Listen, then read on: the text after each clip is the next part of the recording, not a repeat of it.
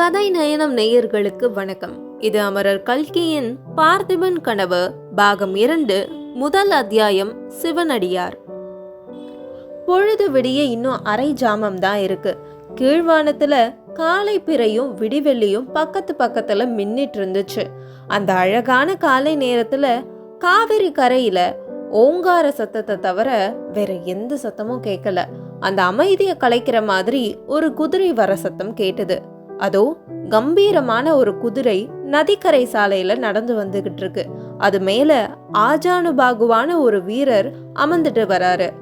போதிய வெளிச்சம் இல்லாததால அது யாரு அப்படின்னு சரியா தெரியல. அவன் வந்த சாலையோட இடது புறத்துல ஒரே செடியும் கொடியுமா மண்டி கிடந்தது. அதுக்கு நடுவுல ஒரு ஒற்றையடி பாதையும் இருந்துச்சு.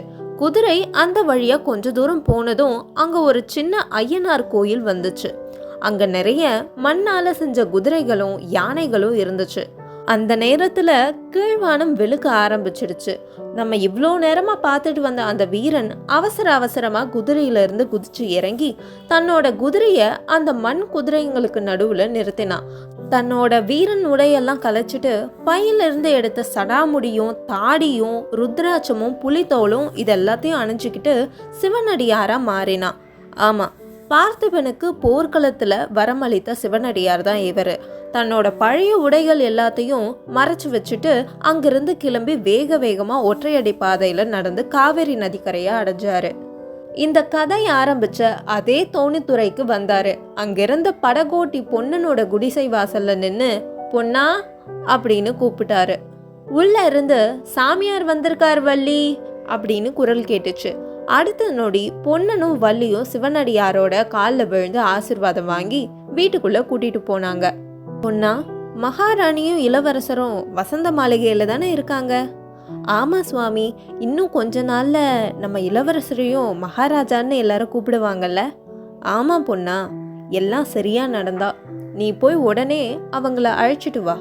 இதோ போறேன் வள்ளி, சுவாமியை நல்லா கவனிச்சுக்கோ அப்படின்னு சொல்லிட்டு அங்க இருந்து படகை எடுத்துட்டு கிளம்பினான்.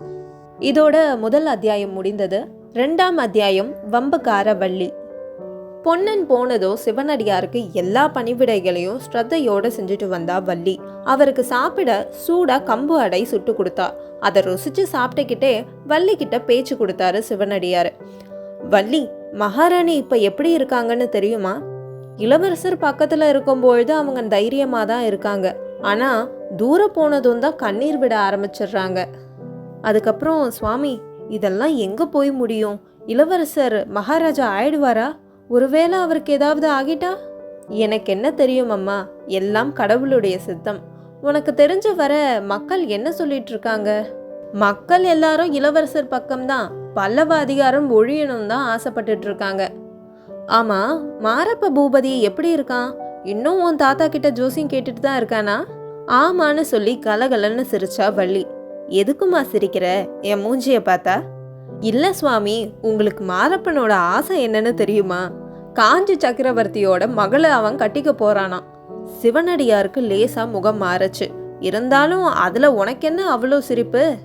சக்கரவர்த்தி மகள் எங்க, இவன் எங்க? ஊர்ல என்ன வேற ஆண் பிள்ளைகளா இல்ல இவனுக்கு கொடுக்க?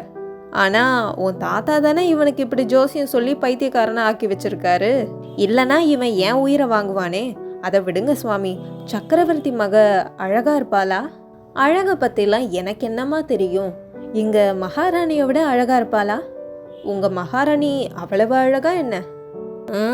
இல்ல, எங்க மகாராணி அழகே இல்ல. உங்க சக்கரவர்த்தி மகா தான் ரொம்ப அழகு. ஏமா கோவப்படுற? நான் தான் சொன்னேனே, ஆண்டிக்கு அழக பத்தி என்ன தெரியும்? அதான் தெரியுதே. உங்களுக்கு ஒன்று தெரியுமா? நரசிம்மவர்ம சக்கரவர்த்தியே எங்க மகாராணி அழக பத்தி கேள்விப்பட்டு கல்யாணம் செஞ்சா அருள்மொழியை தான் கல்யாணம் செய்வேன், இல்லைன்னா மொட்டை அடிச்சுக்கிட்டு புத்த சன்னியாசியா போயிடுவேன் அப்படின்னு சொன்னாராம். ஆனா ராணிக்கும் பார்த்திபருக்கும் ஏற்கனவே நிச்சயம் ஆனதால மகாராணி முடியாதுன்னு சொல்லிட்டாங்க. இதை கேட்ட சிவனடியார் லேசா சிரிச்சுட்டு, இப்போ நரசிம்மவர்மர் மொட்டையடிச்சிட்டு சன்னியாசம் போயிட்டாரா அப்படின்னு கேட்டாரு. ஆண் பிள்ளைகள் சமாச்சாரத்தை கேட்கவா வேணும்?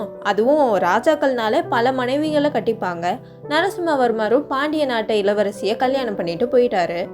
சிவனடியார் கலகலன்னு சிரிச்சுட்டு, அதெல்லாம் சரிதான் வள்ளி, ஆனா நரசிம்மவர்மர் அந்த மாதிரி கிடையாது.